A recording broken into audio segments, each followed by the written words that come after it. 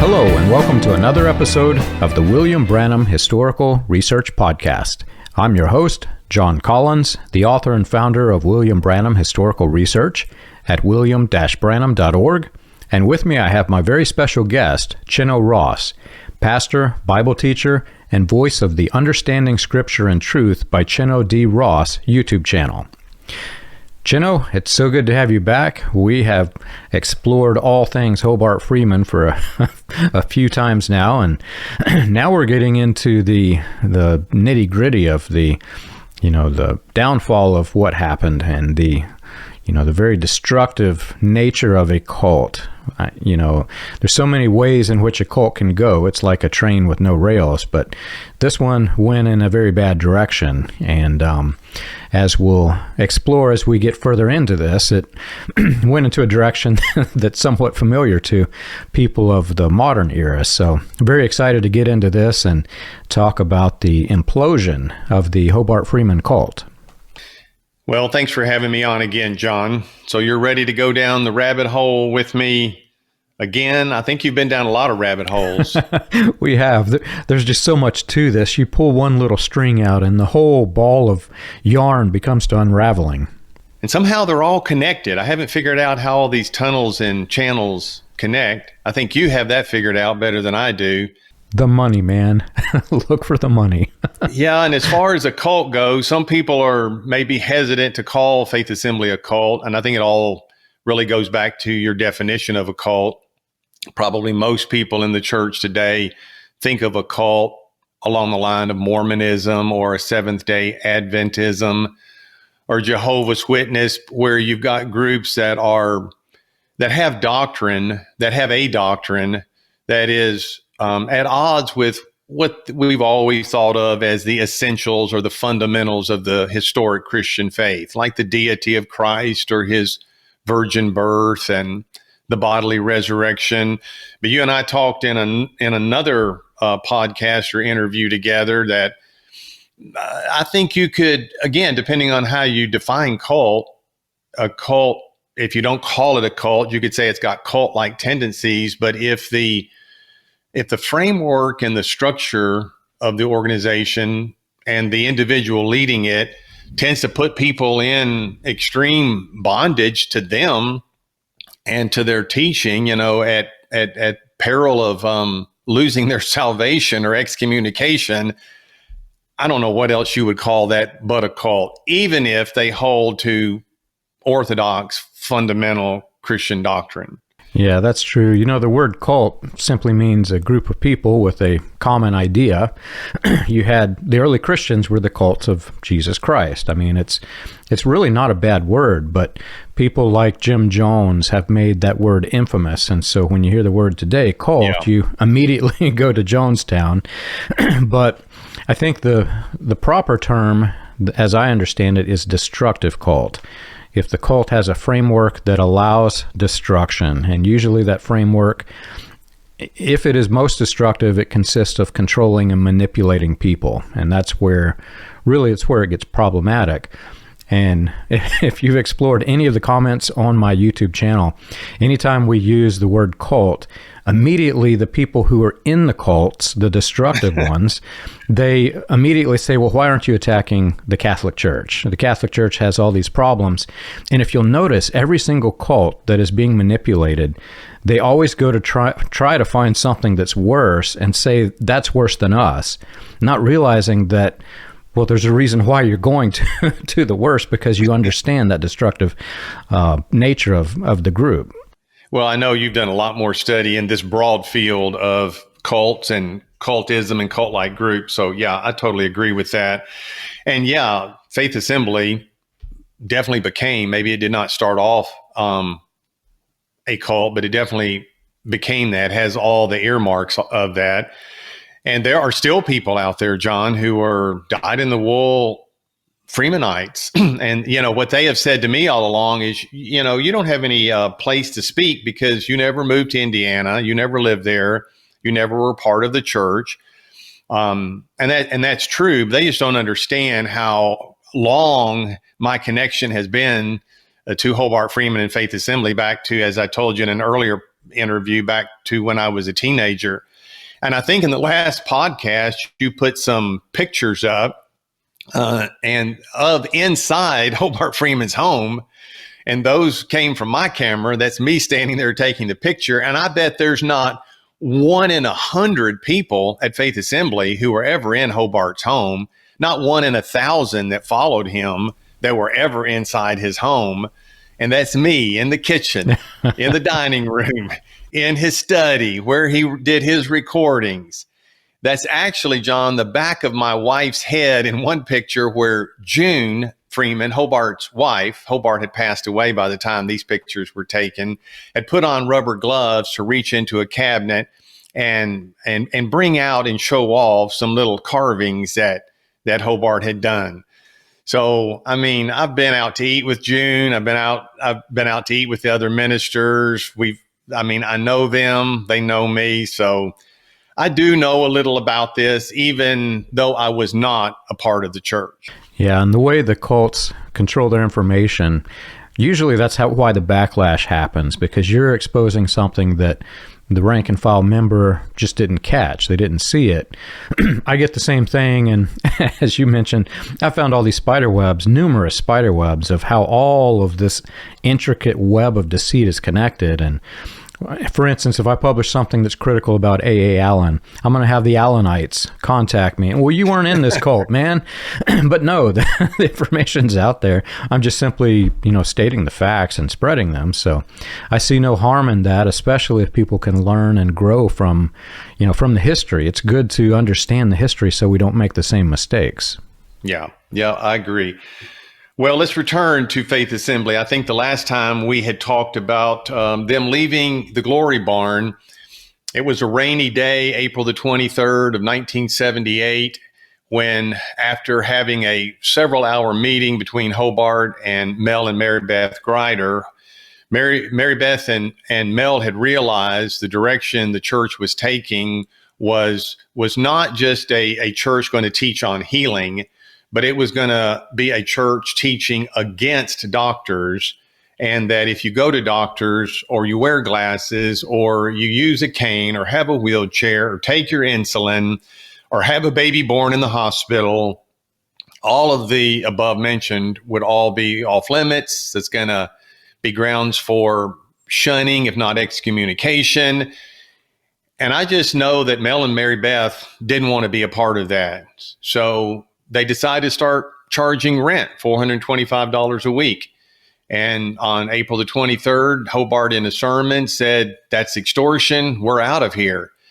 And on that very day, they began picking up the chairs and dismantling the Hank Platt's upper room bookstore that sat to the right of the Glory Barn.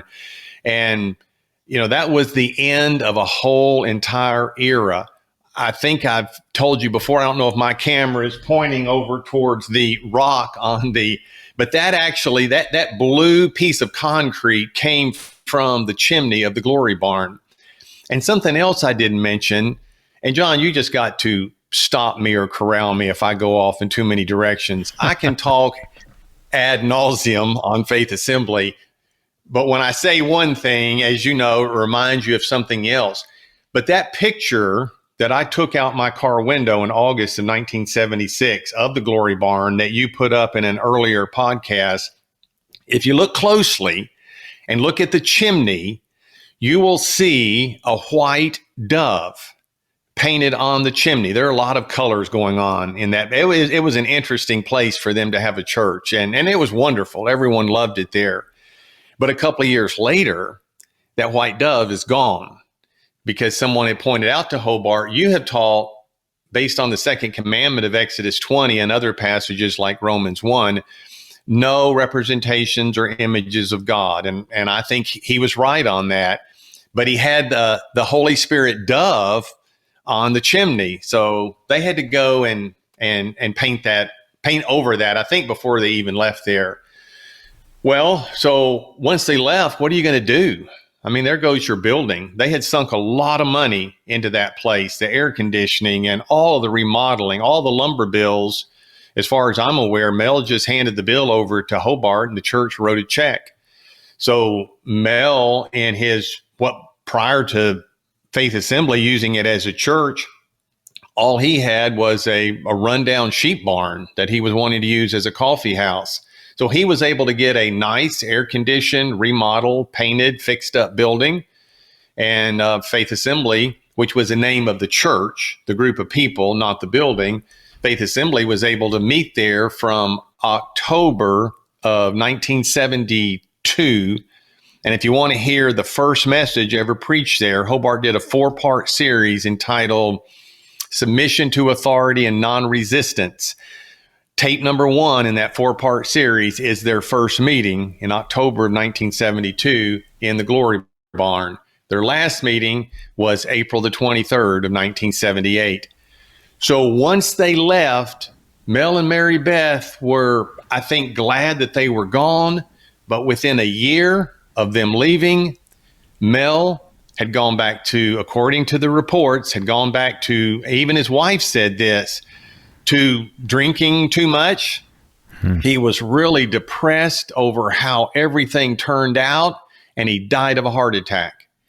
And the year following, in 1980, on the 4th of July, the Glory Barn burned down under suspicious circumstances.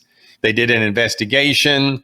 They said they believed it was arson, but that was before the days of surveillance cameras and videos, and they were never able to determine who did it. Yeah, I've looked at that a bit, and it's really hard because, right, you can't prove that the cult did it, but once people become that radicalized, there's really no guardrails as to what they will or they won't do. And once you become an outsider in a group like this, the destructive nature of the cult is that, well, the people who aren't with us and who have turned away from us, they become the enemy. And they're, the workers of Satan, or whatever's the cult mythology. So it's easy to say that it could have easily been the cult.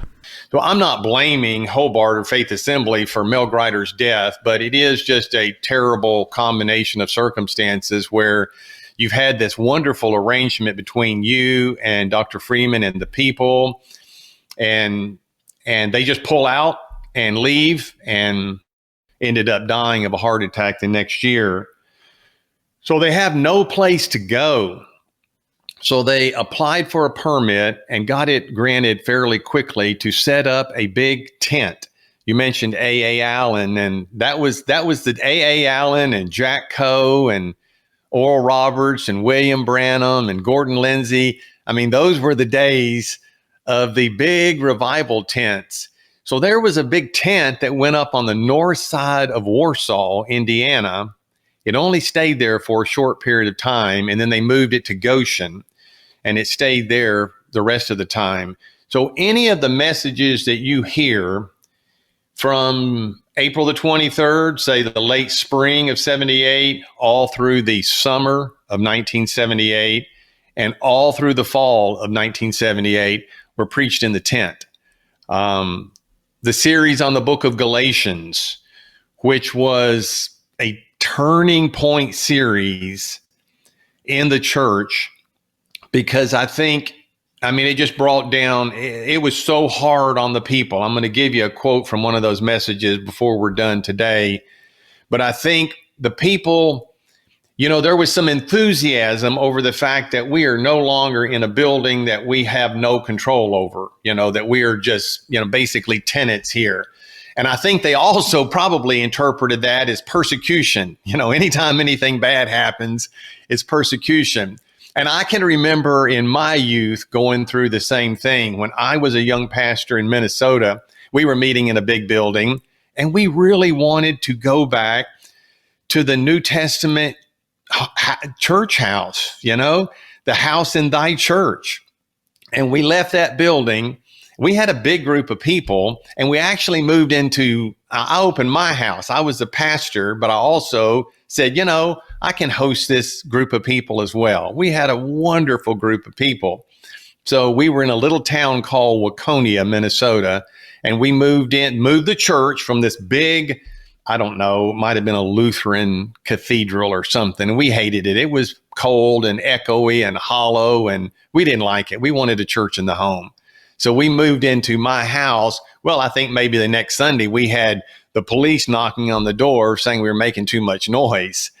And I'm sure in my 20s, I thought, oh, this is great. This is persecution for the sake of Christ. Well, it's no such thing. It's just being an idiot.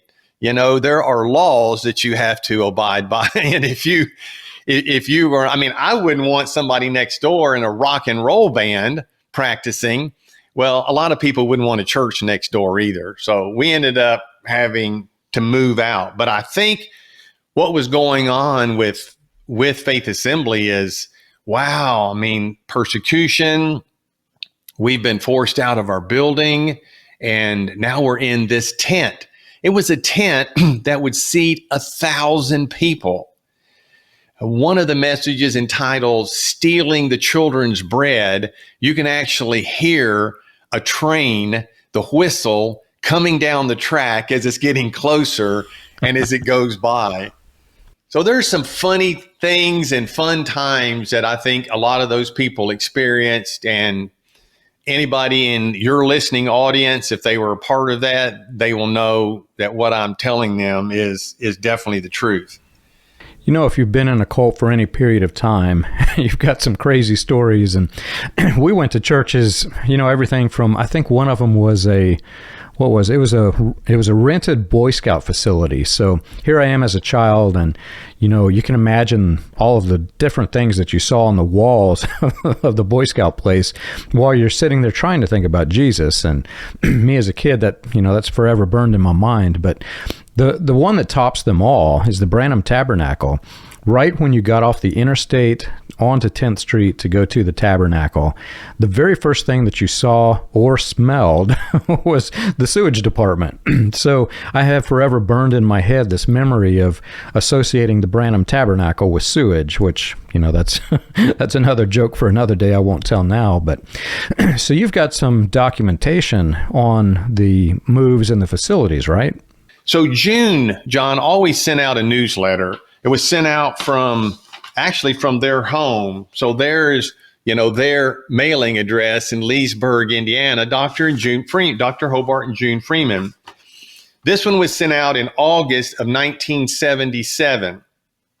So they knew that they were growing so rapidly in the barn. They did not know they were going to be kicked out or leave voluntarily, but they knew they had to have a bigger facility. So plans were in the works to do that. So in this newsletter that June would send out to people that were following the ministry, all over the country. And I was 18 years old, living in Mississippi. And so I got this newsletter.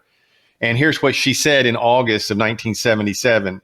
Work has already begun on the foundation for the new building, which will seat over 1,500 people. We have told you before how crowded we have been in the present facilities, many watching over closed-circuit TV, and many more outside in lawn chairs in their cars listening over loudspeakers. People all over the world have been believing with us for this.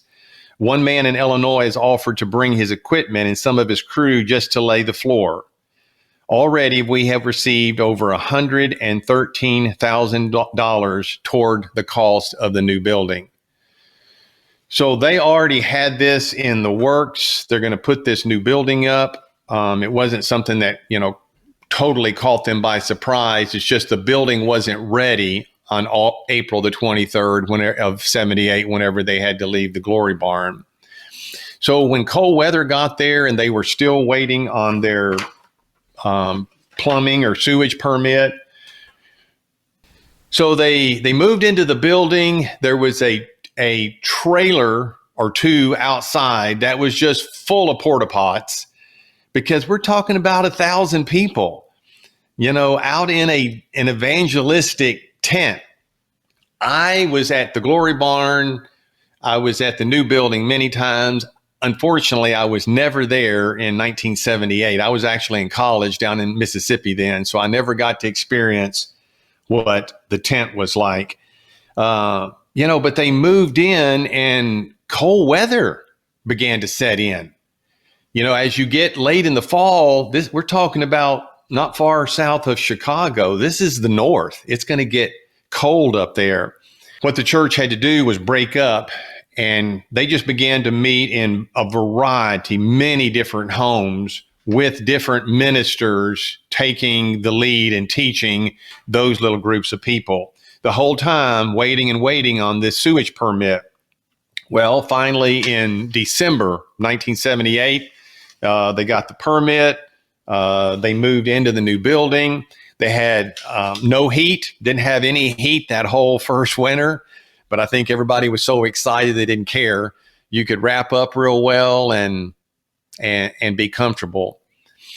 And they called it, for lack of a better name, the new building. I don't think you could ever come up with a name as good as the Glory Barn.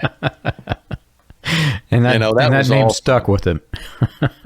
It really did. And I remember back in the 70s, you may have even heard of this. There was a place way over in extreme Western Kentucky called the Sheep Shed. And I don't know if one copied from the other, Glory Barn, Sheep Shed, because the Glory Barn was a sheep barn before it was a Glory Barn. But no, you couldn't come up with a name as good as that. And so I think they just decided we won't even try. We just called it the new building. Very generic, very boring. But that's what the building was. It was just a big brown warehouse-like metal building that sat in the middle of a cornfield. It was so difficult to find that here is another newsletter of June's dated September of 1982. And there is the map that they had to draw, because she says in this newsletter, we've had people show up from all over the country, couldn't find us, and turned around and went back home. That's how difficult it was to find. I think it was on the border of Kosciuszko and Noble County, but it was actually in Noble County where they met. So here brings up another interesting part of the whole story. Faith Assembly was not a normal tax-exempt religious organization. Hobart was completely opposed to any form of incorporation when it comes to something that has to do with the gospel. So the church didn't own anything because the church wasn't anything. I mean, there is no board. There are no members that vote. There are no articles of incorporation. But there was a couple whose name was Don and Betty Nye, N-E-I, who were longtime followers of Dr. Freeman. They went back early on with him, and they've got a big parcel of land. And so they don't donate the land, because who do you donate it to? You know, there is no entity to whom it could be donated. But they allowed for the building to be built, erected on a part of their farm. And you can go through, and I'm not going to bore people with that. You can find the tapes where Hobart talks about the fact that none of that, all of that belongs to the Nyes if push came to shove, because it's on their property. Although the expenses of the building and of the heating system and AC and everything that eventually went into the building were obviously, just like in the Glory Barn, here in the new building, it was covered by the offerings, by the ministry of Dr. Freeman. So Don and Betty Nye, then they bring up another interesting story. Don's wife, Betty, a year after they moved into this new building that they had allowed the church to build on their own property on January the 14th of 1981, she died of untreated pneumonia. Don, a year later, married another woman whose name was Martha. He married her a year later, 2 years after their marriage. Martha died of untreated breast cancer in November of 1983. The next time you and I get to talk, John, I hope we can get into what really brought about all of the issues from the outside, and that was the attention brought by the legal and medical community on Faith Assembly that caused all kinds of problems. But there had been deaths leading up to this time. They just were becoming more and more numerous. And so whenever Martha died in November of 1983, the coroner was Dr. John Ramsey. And after noting that cancer had spread throughout her body and that her breast was completely decayed and gone, he had this to say, and I quote, "She must have been in incredible pain. Your heart goes out to these people. This poor woman must have endured the tortures of the damned." And it does break your heart.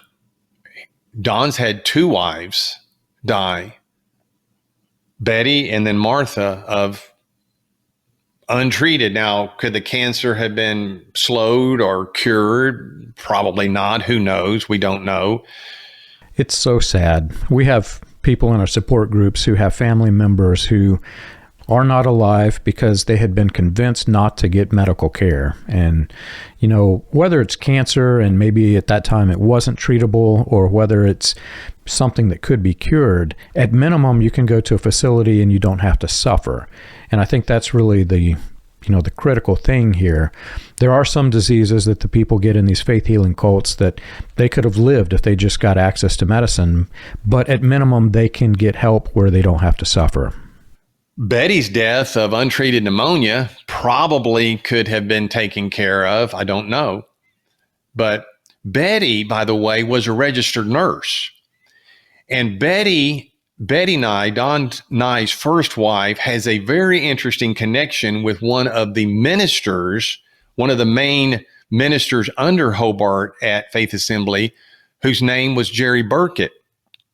Jerry Burkett's wife, Sally, bled to death after the birth of a child back in 1976. So this is early on. Betty was the nurse midwife at the birth. Betty lost her license over that because Sally, let me back up and tell you a little bit about Jerry Burkett. Jerry Burkett worked at R.R. Donnelly and Sons, which was a big publishing and printing firm in Warsaw. That's also where Bruce Kinsey, one of Hobart's sons-in-laws, worked, who was married to Kathy Kinsey, one of Hobart's daughters. Bruce got converted, shared the message with Jerry Burkett, got Jerry Burkett very interested. Jerry Burkett, who they lived in a nice home, John, that he had designed himself. He had a high-paying job. They were living a comfortable life. But once Jerry Burkett and his wife Sally got involved in the church, Jerry was listening to Hobart say how he had gone through college and seminary and never worked 5 minutes, just went through by faith, totally trusting God. And that's a complete misrepresentation of the facts. But all the young men there were hearing that. And what did they say? Well, I've got faith. Why should I have to go to work? So guess what Jerry did? Jerry quit his job and said, I'm just going to trust God like my pastor did. I'm just going to trust God to supply all my needs. So they lost their house. Electricity's turned off, foreclosed on the house, bounced from apartment to apartment to apartment. And this is not an isolated story of one family. This happened over and over and over again there. The day before Sally Burkett was going to deliver this child, which was April the 2nd of 1976, the day before, April the 1st, they had just made what would be her last and final move of trying to stay ahead of the creditors and the bill collectors. So you've got this woman who's just moved the day before. She gives birth on this day, April 2nd of 1976. The baby was okay, but she never could expel the placenta. And she began bleeding. And she asked Jerry, her husband, to call a doctor. And he said, I've called the best one in the business, and his name is Jesus. And as the bleeding went on, there were other people there with Jerry, and they discussed, what should we do? Should we call a doctor? And they all decided if we call a doctor, that's an affront to God. That goes contrary to everything we've been taught. And so Sally's request for a doctor was denied. and Sally Burkett bled to death. That's It awful. wasn't the first death, John, but it was one of the early ones and one of the big ones because of two reasons. Number one, it was completely preventable. All you got to do is get to a hospital and you can stop the bleeding, completely preventable. And number two, it was the wife of one of the ministers there. And to jump way ahead in this story, the reason this story maybe resonates with me more than others' stories have, or more than it would resonate with others, is because when I was a young pastor and minister in Minnesota, I had been in Mississippi. I had felt God calling me to the ministry. I felt that I knew where he wanted me to go. And I literally took off to Minnesota by faith. Ended up meeting a couple of people there, turned into a whole church. They said, we've been praying that God would send us a teacher, your answer to our prayers. And we just had a wonderful time and a wonderful group of people. I had only been in Minnesota about a year, and I lived in a little town called Waconia. A big Lincoln Town car pulled up in front of my house, 317 South Elm Street, Waconia, Minnesota. Now it gets this big, huge dude, and he comes and knocks on my door. It's Jerry Burkett. And he had heard that I was somewhere up there in the area. I think Hobart definitely knew because I could find, here is a letter actually dated. That's Hobart typed it. That's his signature at the bottom. That's his handwriting at the bottom, discussing the fact that, wow, there's Jerry Burkett up there. There was a meeting south of Minneapolis. And then Hobart said, Chino, and there you are in Waconia. And he said, now, I don't know what to tell you guys, but y'all have to work it out among yourselves. Who's going to do what or preach? I wasn't a part of Faith Assembly. Hobart knew I was there. That's why I got this typed letter signed, and then he said, I'll convey your thoughts to Jerry down here at the bottom. So Jerry pulls up at my house. But the thing is, John, I didn't know a thing about Sally Burkett, his wife, bleeding to death before. I didn't know any of this stuff. And Jerry pulled up, wanted to talk about who's going to do what. And, I said, I'm a pastor and a teacher in a church here, Jerry. I'm doing what I call to do. I have no authority or influence or say so over anything but what I'm doing. So, you guys do what you want. But so that was my introduction to Jerry Burkett. And it was years after that before I find out what happened to his wife.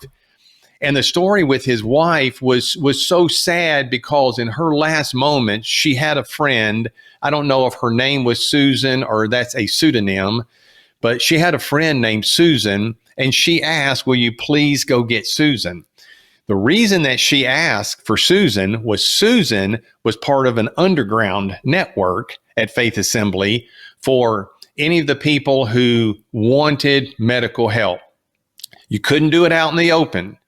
If you wore glasses and you pulled up in the parking lot, you put your glasses in the glove compartment before you got out and walked inside.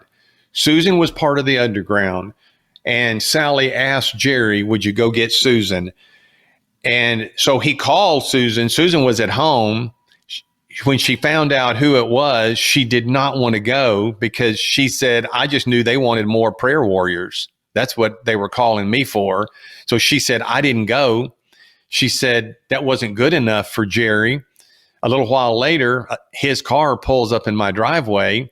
He begins knocking on my door, and she said, I don't open the door. She said, I can't stand to go there and watch what's happening, because she knew what was happening there. She said, I went and hid in a closet. Jerry broke the door down and went in the house. She tells this story herself. Walked all around looking for her. She said, I heard his footsteps come right by the closet.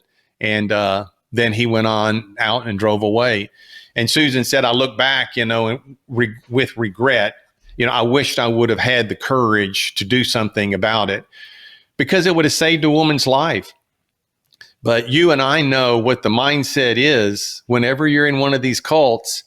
Had Susan done that, she's excommunicated. You're gone from the church.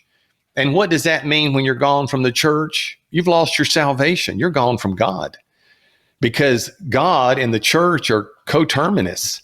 It's not much different than Roman Catholicism. Isn't that pretty much what you've heard with the message? Have you ever wondered how the Pentecostal movement started, or how the progression of modern Pentecostalism transitioned through the latter rain, charismatic, and other fringe movements into the New Apostolic Reformation? You can learn this and more on William Branham Historical Research's website, william-branham.org. On the books page of the website, you can find the compiled research of John Collins, Charles Paisley, Stephen Montgomery, John McKinnon, and others, with links to the paper, audio, and digital versions of each book. You can also find resources and documentation on various people and topics related to those movements. If you want to contribute to the cause, you can support the podcast by clicking the Contribute button at the top. And as always, be sure to like and subscribe to the audio or video version that you're listening to or watching. On behalf of William Branham Historical Research, we want to thank you for your support. It's like this is the recurring story for these divine healing cults. If you go back to the days of John Alexander Dowie, you had people who were dying left and right, and like you coming into it and not being aware of this, well, they were slipping the bodies out under the cover of night, so the general rank and file cult member wasn't aware how many people were dying, but it just kept repeating and repeating and repeating. And they try to spiritualize any event, no matter big or small. So cases like this where Hobart Friedman really doesn't have anything to claim for the cult himself, he's renting or he's borrowing these things. Well, whenever the people decide they've had enough, they don't want to deal with this anymore, and like, raising the rent or whatever they do to get out of this thing, well, it's always a black or white issue. They're either with us or they're against us is the mindset. So because they did this thing, they come down hard upon the people who really, they just wanted out. They didn't, it wasn't so much that they, good or bad with Hobart Friedman. They just wanted out of this arrangement that they had. So they get painted with a very black picture of, among all of the cult members. It was the same for myself and my wife. Whenever we first left the cult, there were people who were actually telling other people that I knew, and these were high-ranking members in the cult, that they had seen a vision by God that within 1 year's time, my wife is going to leave me.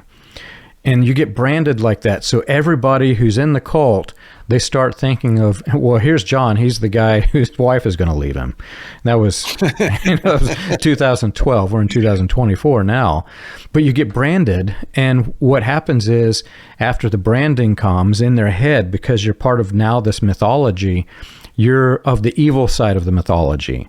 So you become demonized and infamous. So it got to the level where, I kid you not, I could go into a grocery store, and if I walked down an aisle where there were people from the cult, they would look at me and their eyes would get big and they would just scatter, because I'm this demonic force, I guess, But that's how the cult mindset works. So I'm certain that every person that you've mentioned was demonized, but then the people that the very bad things happen to, it gets shifted in the mythology where it isn't so bad. It was just a trial or tribulation they went through. Yeah. But yet it happens again and somebody else dies because the history has been erased. Yeah, that is so true, John. And my letters that Hobart interpreted as critical letters, I could show you the tapes where he said, I got these critical letters. Well, it was like a week after I sent them, so I know they were from me. And they weren't critical letters. Critical letters is, critical letters. These were letters asking questions. Why are so many people dying? I mean, they're dropping like flies. Why is the maternity mortality rate 100 times in Kosciuszko and Noble County what it is in the rest of Indiana? So it's exactly what you're saying. So whenever they moved out of the Glory Barn, going into that new building, I think there was a lot of high hope and expectation, but they didn't realize you're really sealing your doom, because now you're in your own building. Now the bully pulpit can totally take over. And the attitude police like the SS can march in step with what the bully pulpit is saying. And that is exactly what began to happen. And you take that Galatians series that was taught during the summer in the tent of 1978. It was really at that point where it was announced that once we get to the new building, things are going to be much stricter. We're not going to allow every Tom, Dick, and Harry in here. This is a place for overcomers. This is a place for, people who mean to go on with God. And so dissent was just not going to be tolerated at all. As a matter of fact, one of the big, when you went in the new building, they had scripture verses, big ones in big block letters up on the wall. If I remember correctly, they had Matthew 17:20, faith is a grain of mustard seed. They had Mark 11:24. And up front with that, they had 1 Corinthians chapter 1 and verse 10, where Paul is admonishing the Corinthians that they all be of the same mind and speak the same thing and have the same judgment. And that was harped upon. That was probably the big verse in the center up front in the church, which is a not so subtle reminder to everyone that dissent is not tolerated here. You got to get in line. Everybody has to march to the same beat. We have to have the same discernment and judgment about everything. And, no one slowed down to think, yeah, I grant that is an apostolic injunction in the Bible, but it's written to one of the most dysfunctional churches in the New Testament. That's the church at Corinth. And yes, it's the ideal. And yes, it is what we should strive for and what we should work toward. But nobody of their own can bring that about. That is a work of the Holy Spirit. You can try to force people to agree. You can force them to agree externally, but you can't change another person's heart. You can't make them want to be of the same mind. It's a verse worth teaching on and preaching about and encouraging your church. This is our goal. We want to be in unity. But the reality of the matter is, good grief, we're all our own people. We've come from a million different backgrounds and we bring with us our own baggage and our own presuppositions. And to get, well, heck, you're married, I'm married. You can't even get a married couple to agree on everything. You can't even get them close to agreeing on everything. So you're definitely not going to get a couple of thousand people to agree. But the bully pulpit, man, John, hammered away. We've got to all be together, and there would be attendants out in the parking lot, just old gravel with grass grown up, but the parking lot attendants with their little walkie-talkies reporting back and forth. If you showed up there and were not one of the regulars, which I did on several occasions, so you're coming from another state with a different license plate. If you're not one of the regulars, you're viewed with suspicion. I mean, you're pretty much guilty until you can prove that you're innocent. Just as soon as you show up, they're looking for members of the church. This was not a welcoming body at all. They talked a lot about faith. They needed to talk a lot more about love, which they just wouldn't do. Faith was the most important thing to them. So the parking lot attendants would look and see. And so if someone were to ask someone in your audience, well, how do you know if you're finding a Faith Assembly family? Well, most of the couples were in their late 20s or 30s. It was a husband and wife. He would have a Bible and a notebook in one hand. He'd have a diaper bag over the other. He's got one little small kid in the arm with the diaper bag. And behind him, has to be behind him, by the way. We need to talk about that at some point in this. But behind him, couldn't be in front of him. Behind him is the wife. She has to be behind him. And they just got out of a van. There's only vehicle that could hold all those people. So I know people never appreciated my dark humor, but there's so much tragedy in this. I was always looking for humor. And I would say, you know what? What is the standard vehicle? You don't know where I'm going with this, probably, John. What is the standard vehicle that kidnappers use? Well, it's a van where you can pull up, slide the door open, grab the young lady off the sidewalk, put her in there, and take off to do whatever you're going to do. And I'd say, guess what? There are no vans available for kidnappers in northern Indiana. They've all been purchased. They're all parked at Faith Assembly. Wow. And people hated me for saying that. And I do not mean to imply that anybody at Faith Assembly was a kidnapper. That is obviously not my point.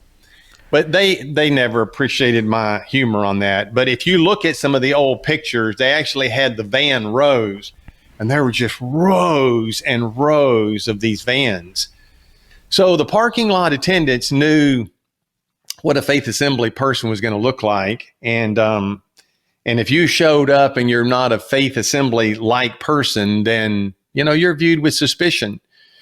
So as I said earlier, whenever they got into the tent and now they're coming into the new building, everything changes. And I think, John, that really was the downfall of Faith Assembly when Hobart Freeman elevated himself to Pope Freeman. He was unreachable. He was unteachable. He was unaccountable to anyone. I told you in an earlier interview that one of his mentors at Grace Seminary, Dr. John Rea, R-E-A, had been very instrumental in introducing Dr. Freeman to the baptism of the Holy Spirit. And here is some correspondence I had with Dr. Rea. This was in December of 1990. Dr. Rea, who by then was teaching at a school out in California, said this to me.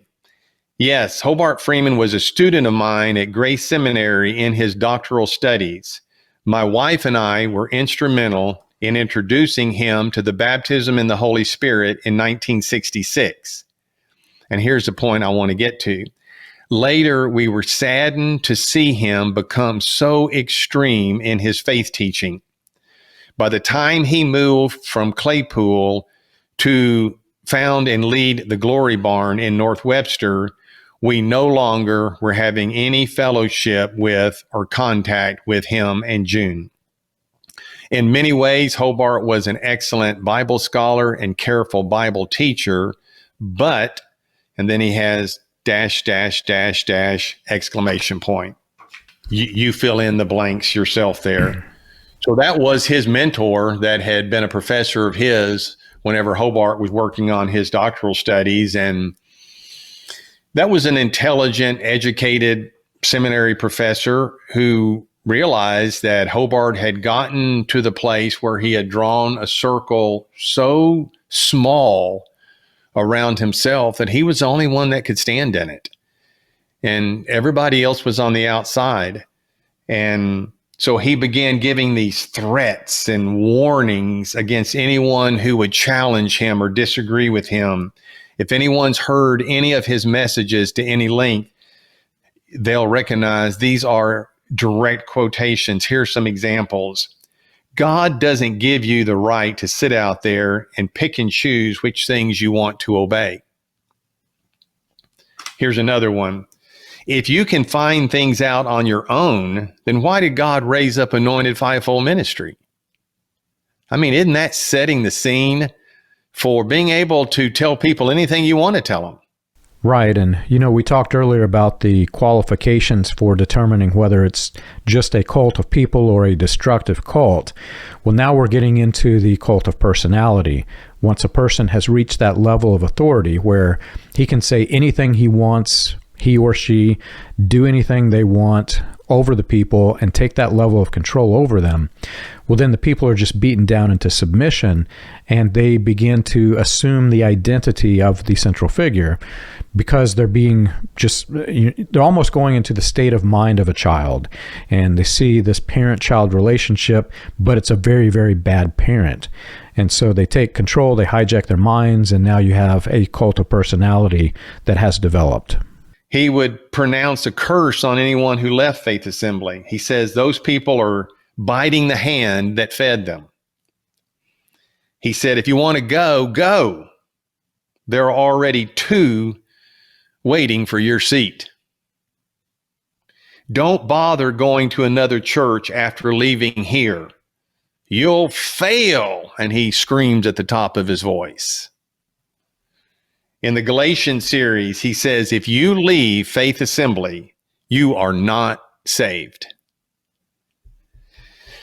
So, I mean, these are, and then he would go on to tell horror stories of people who opposed him and then died. You know, you mentioned that before. You know, you're branded with the scarlet letter, or you're branded with a Nazi swastika or something. Yeah. And as soon as that's put on you, I mean, it's hard for you to get away from it, because anybody who, by virtue of the fact that Hobart said or someone else said this person is, you know, taboo, they're excommunicated. I mean, that mark goes on you, whether you want it or not, it goes on you. And you're right. As soon as those people had that mark, they couldn't even go to the grocery store without being shunned. That's a tight-knit community. And we're talking about the new building sat 2,300 people. And they had as many as probably 21 or 2,200 people there at one time. That's a small rural area in north central Indiana, which means, you know, pretty much everybody up there knows somebody who is a part of Faith Assembly, which pretty much means any gas station or diner or grocery store or car dealership you go to, somebody's going to be there who is a part of Faith Assembly or knows someone who's a part of Faith Assembly or who was a part of Faith Assembly. And it just created incredible distrust among the people. They began, you know, because it made you appear to be a true and loyal member if you could spy on someone else in the church and report that, hey, when they go home, they put their glasses on, or when they go home, they watch TV, or when she goes home, she takes a dress off and puts man's pants on. She puts blue jeans on. As soon as they saw that and they could report that back to the authorities, well, you know, maybe that'll help them in their time of judgment in the future, you know, with the church. Yeah. You know, you mentioned the favorite verses that they have. Once a group has radicalized to the point that you're talking about, they also have favorite themes. And often you'll find they're talking about Noah's Ark. It came right down to the flood, and then the door closed. And then they'll have a whole series of door closed themes, right? You know, whenever I left the church, I was really shocked when I heard the gospel and I started understanding. I started reading the Bible over and over and over to wash this out of my head. And there wasn't a door closing on the gospel. You know, the gospel is to everyone, to anybody who believes Jesus. But we had this mentality that we were the elite group and the door had closed. And so I can remember clearly while sitting in the church, I would be wondering, well, why aren't we spreading this to the city? If the city's going to die, let's go tell the city. Let's help them so they can be saved too, right? Well, because of my family's position of quote-unquote cult royalty, which I have branded it, I got to see both sides of it. And there you would hear these sermons where they're preaching at the people and saying, look at us right here in this evil city, and none of the people in the city will even come to hear the true gospel.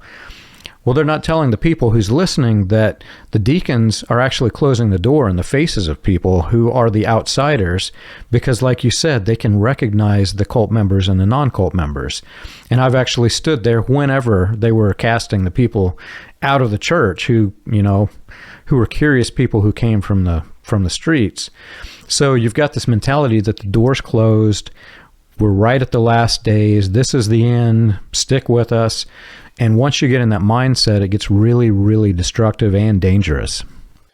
And you're saying that you saw that with your background, and we are certain that Hobart was a big follower of William Branham. He said, "Oh yeah, I believe he was God's prophet." So, I mean, there's a common source to all of this. And cult people, they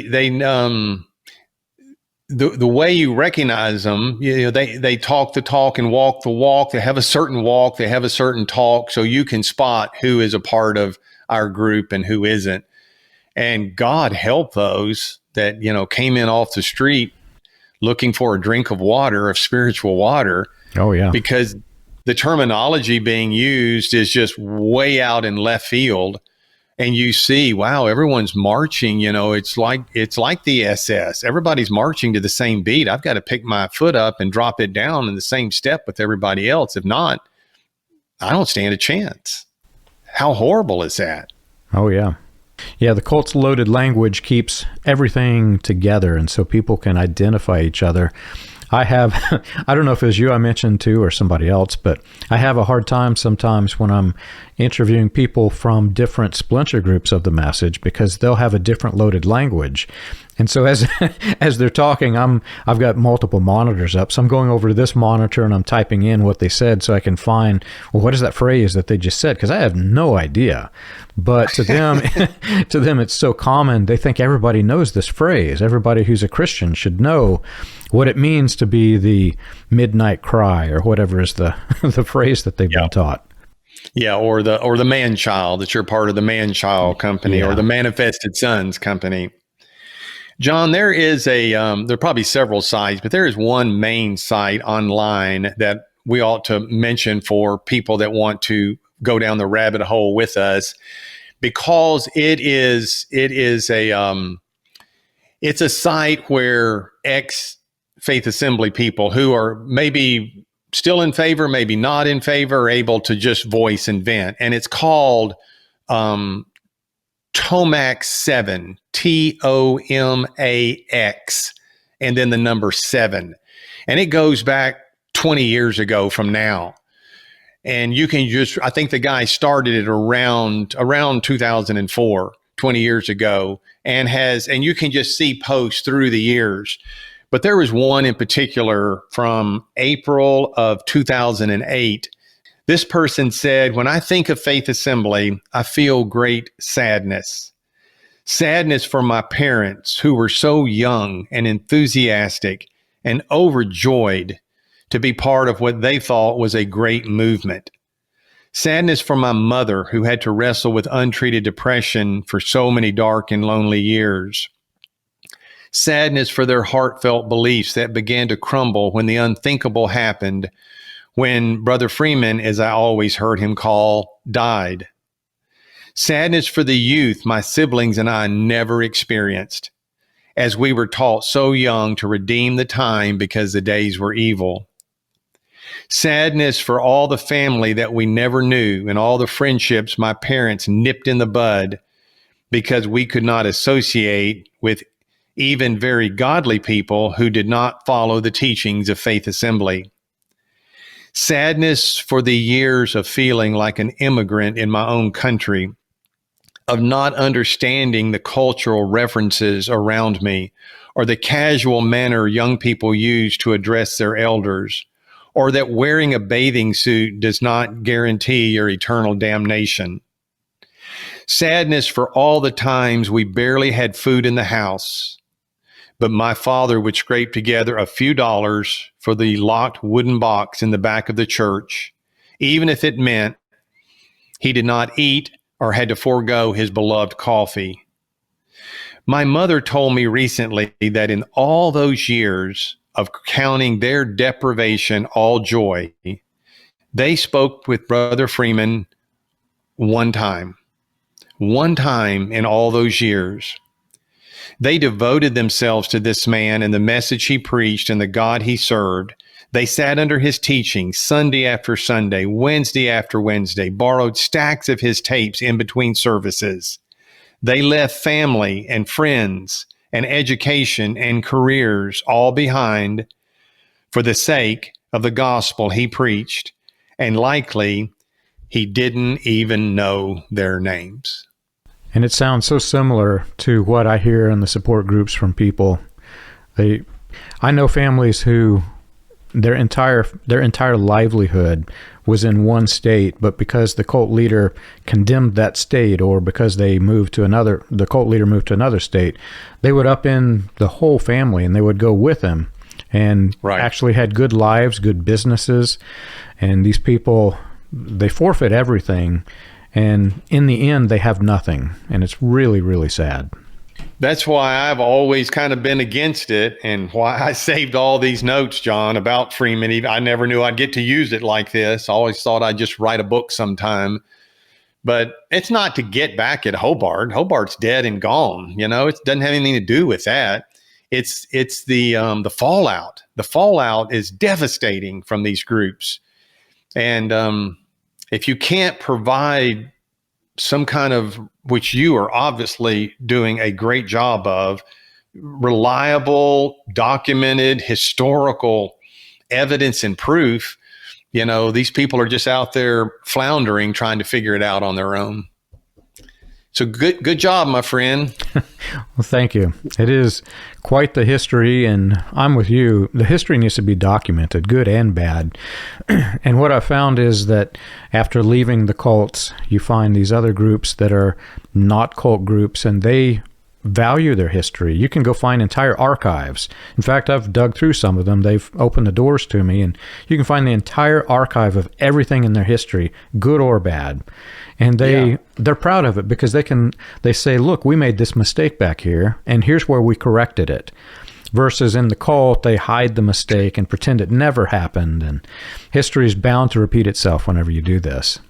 Yeah. As someone has said, the only thing that we learn from history is that we don't learn from history. That's about the only thing we learn from history. But that's a really good point. Yeah, the cults have never made a mistake, but we know that's not true. We know we have all made tons of mistakes. And, you know, the mark of a good person is not that you've never made a mistake. The mark of a good person is that you recognize your mistakes and you've grown from them. That's the mark of maturity in a nutshell. Absolutely. And I must have grown an awful lot.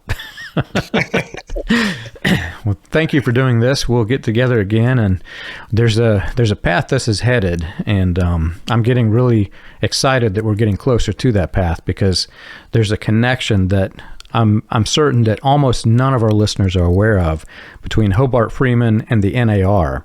So we're slowly getting there, and there's so much more to unpack. And I feel it's important to unpack it and document it as we go so that we don't lose that history. So you're right. Thank you so much for doing this. Thank you for having me, John. I appreciate it.